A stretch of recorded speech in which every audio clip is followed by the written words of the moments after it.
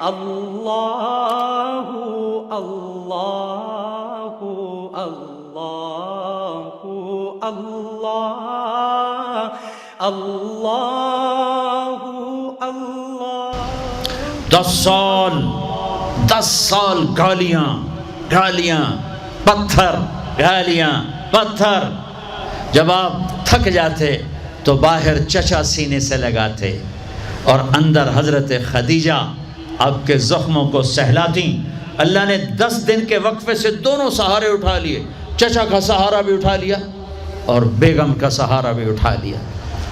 ہے اس کے بعد قریش مکہ نے جو ستانا شروع کیا تو آپ کہتے ہائے چچا تیرے جانے کی کمی بڑی جلدی محسوس ہونے لگی. ما اسرا ما وجدت فقدک یا عم. اے چچا آپ کے جانے کی کمی بہت جلدی محسوس ہونے لگی. راستے مکے کے بند ہو گئے. بند کیا کروں کہاں جاؤں؟ 2 جہان کے سردار کہاں جاؤں؟ یہی دنیا کا دستور ہے. امتحان ایسے ہی ہوتا ہے. اچھا چلو طائف چلتا ہوں. کوئی 50 کلومیٹر کا سفر پیدل. زید بن حارثہ انہوں نے وہ کیا جو کسی نے نہ کیا. میرے نبی نے خود فرمایا مجھے سب سے زیادہ دکھ پہنچا طائف والوں سے. پتھر مار. میں پچھلے سال پچھلے عمرے پر گیا وزٹ ویزا.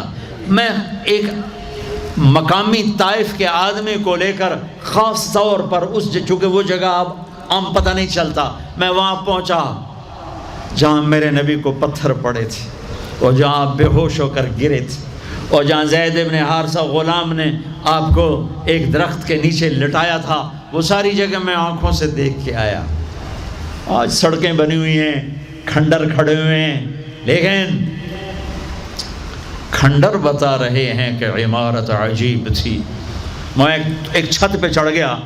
وہ چھت پہ چڑھ کے میں ساری وادی اور سارا منظر دیکھ رہا تھا اور 14 صدی پیچھے مڑ کے دیکھنے کی کوشش کر رہا تھا کہ جسے میرا رب کبھی حبیب کہے, کبھی خلیل کہے, کبھی محمد کہے, کبھی احمد, کبھی ماہی, کبھی حاشر, کبھی عاقب, کبھی فاتح, کبھی خاتم, کبھی ابو القاسم, کبھی طٰہٰ, کبھی یاسین, کبھی شاہد, کبھی مبشر, کبھی نذیر, کبھی داعی الی اللہ, کبھی سراجا منیر, کبھی رحمت للعالمین, کبھی رحمت للعالمین, کبھی کافۃ للناس بشیرا و نذیرا. کبھی عزیز کہے, کبھی رؤوف کہے, کبھی رحیم کہے, کبھی حریص علیکم کہے, کبھی مزمل کہے, کبھی مدثر کہے, کبھی طٰہٰ کہے, کبھی یاسین کہے. اور اس وادی میں لہو لہان اتنے پتھر پڑے کہ آپ بے ہوش ہو کے گر گئے. زید بن حارثہ نے اٹھایا, دوڑ لگائی. پیچھے طائف والے, آگے عتبہ کون ہے؟ بن ربیعہ. یہ کون ہے؟ یہ جنگ بدر میں کافروں کا لشکر کا سردار. ابو جہل نہیں تھا, عتبہ بن ربیعہ لشکر کا سردار, سپہ سالار. اتنا بڑا دشمن کہ بدر میں جھنڈا لے کر آنے والا. حضرت زید کو کچھ نہیں سوجا, اسی کے باغ میں گھس گئے اور جا کر آپ کو لٹایا. آپ نیم بے ہوشی میں تھے تو جان کے دشمن کی آنکھوں میں آنسو آ گئے. اتنا میرے نبی نے دکھ اٹھایا ہے. ہاں, اور آج کی امت کے ہاتھ میں دوری دھار کا خنجر ہے. کیا بوڑھا کیا جوان, کیا پڑھا لکھا کیا ان پڑھ, کیا مرد کیا عورت, کیا بڑا کیا چھوٹا, اور ہر وار میرے نبی کے سینے پر ہے. جھوٹ کے وار, ظلم و ستم کے وار, رشوت کے وار, ناچ گانے, فحاشی عریانی, آوارگی, بے پردگی, ننگا پن, قتل و غارت, فرقہ واریت, یہ سارے تیر میرے نبی کے سینے میں اتر رہے ہیں. یہ وہ نبی ہیں ہر مرتے ہوئے ہر شخص اپنی اولاد کو پکارتا ہے. میرے نبی نے دنیا سے جاتے ہوئے امت کو پکارا. میدان معاشر میں ہر شخص نفسی نفسی کہے گا, میرے نبی نے امت کو پکارا ہے. اے عتبہ رونے لگا، کہنے لگا ہے محمد بن عبداللہ کے ساتھ کیا بیت، اور ایسا قریشی خون، رشتہ قریب کا تھا کم وقت کا، ایسا خون جوش میں آیا، پلیٹ اٹھائی اور انگور توڑ توڑ کے پلیٹ میں ڈالے، خود نوکر سے نہیں کہا، خود، اور پلیٹ سجا کر جاتے ہوئے شرم آئی، اپنے نوکر کو بلایا، عداس کو کہا عداس یہ لے جا، اور وہ جو زخمی پڑا ہے نا، آئے واہ یا رسول اللہ، واہ یا رسول اللہ، آپ پہ دشمنوں نے رحم کھایا، آج کی امت نے رحم نہیں کھایا۔ یہ تاجر کہتے ہیں جھوٹ کے بغیر تجارت نہیں چلتی، یہ وکیل کہتے ہیں جھوٹ کے بغیر وکالت نہیں چلتی، یہ سیاستدان کہتے ہیں جھوٹ کے بغیر سیاست نہیں چلتی۔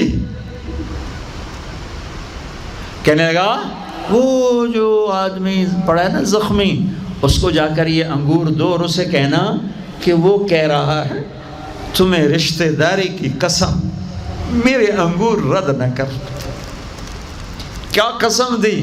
کہ تمہیں رشتہ داری کی قسم میرے انگور رد نہ کر۔ دشمنوں نے جن پر رحم کھایا، آپ نے انگور کا دانہ اٹھایا، اس سے پوچھا کون ہو بھائی؟ کہا جی میں نینوا کا ہوں۔ کہا اچھا میرے بھائی یونس کے شہر کے ہو؟ کہا آپ کو یونس کا کیسے پتہ ہے؟ کہ وہ نبی تھے، میں بھی نبی ہوں، اور سورہ یونس تھوڑی سی پڑھی تو وہ پاؤں پر چومنے لگا اور کلمہ پڑھ گیا، تو آپ کو اپنے زخم ہی بھول گئے۔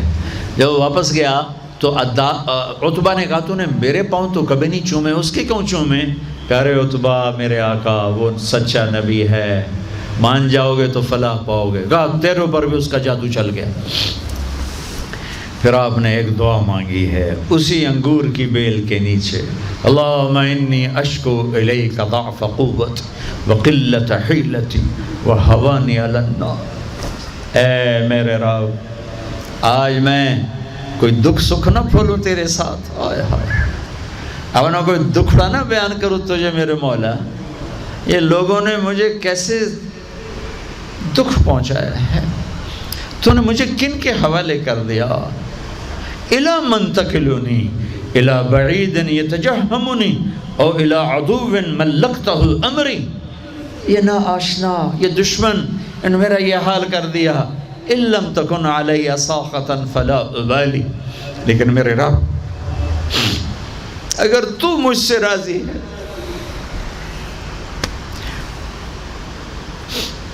میرا کام بن گیا، میں لہو لہان ہوں، مجھے پتھروں نے توڑ دیا ہے، تو راضی ہے، کام بن گیا۔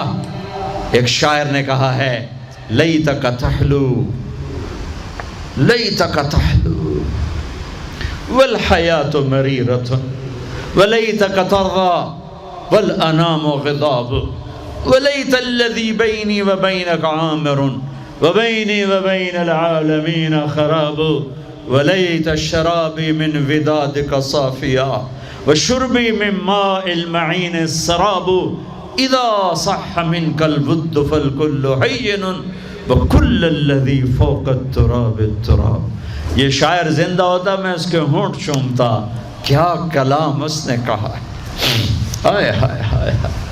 اس نے تو ایک بادشاہ کی تعریف میں کہا تھا میں اسے اللہ پر فٹ کر رہا ہوں، اے رب میرے نبی نے زبان حال سے یہ کہا، زبان حال سے یہ کہا، اے میرے رب آپ راضی ہیں اور جگ ناراض ہے تو میں خوش ہوں، آپ خوش ہیں لوگ ناراض ہیں، میرا کام بن گیا، میرے آپ کے درمیان تعلق بحال ہے، لوگوں سے ٹوٹ گیا، میرا کام بن گیا۔ آپ کی محبت کا جام اگر میٹھا ہے اور کل کائنات کا پانی کڑوا ہو گیا تو کام بن گیا۔ میرا آپ کا تعلق اگر باقی ہے اور ساری کائنات میرے ہاتھوں سے چھن گئی تو میرا کام بن گیا۔